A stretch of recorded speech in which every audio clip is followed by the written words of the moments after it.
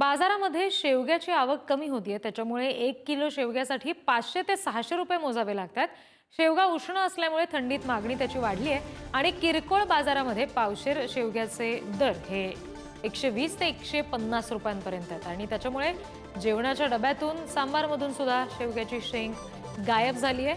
बाजारभाव वाढतोय आणि हवामानातल्या बदलाचा सुद्धा फटका या पिकाला बसतोय. आणि या सगळ्या संदर्भात आणखी तपशील देतील आमचे प्रतिनिधी तुषार झरेकर. पुणे जिल्ह्यातील बाजारपेठांमध्ये गगनाला शेवग्याचे भाव भिडलेत आणि मी सध्या शिरूर तालुक्यातील एका शेतात आलोय आणि ते शेत आहे शेवग्याचं.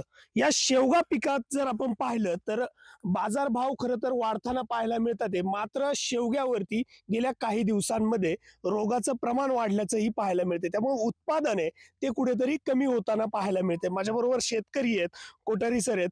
सर, खरं तर आपण शेवगा पीक घेतलेलं आहे. कशा पद्धतीने आपल्याला या शेवगा पिकातून उत्पन्न मिळत आहे? आता जस्ट आपली सुरुवात आहे. 1 वर्षापूर्वी आपण शेवगा लावलेला होता. हे पहिलीच तोडणी आहे. साधारणतः 350 ते 400 रुपये बाजारभाव मिळतोय. शेवग्याच्या शेंगांचं जे औषधी गुणधर्म आहे त्याच्यामुळे शेवग्याला जास्त बाजारभाव आहे, म्हणजे बाजारात मागणी भरपूर आहे. त्यामुळे शेतकऱ्यांनी खरंच शेवगा पिकाकडे नक्कीच लक्ष देऊन शेवग्याची शेती करावी.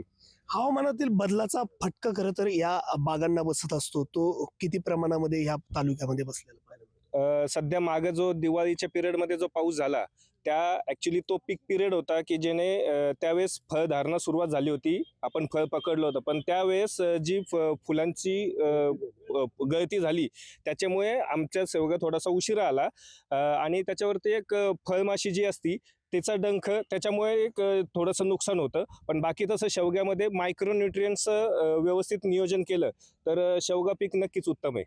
तुषार झरेकर, पुढारी न्यूज, शिरूर, पुणे.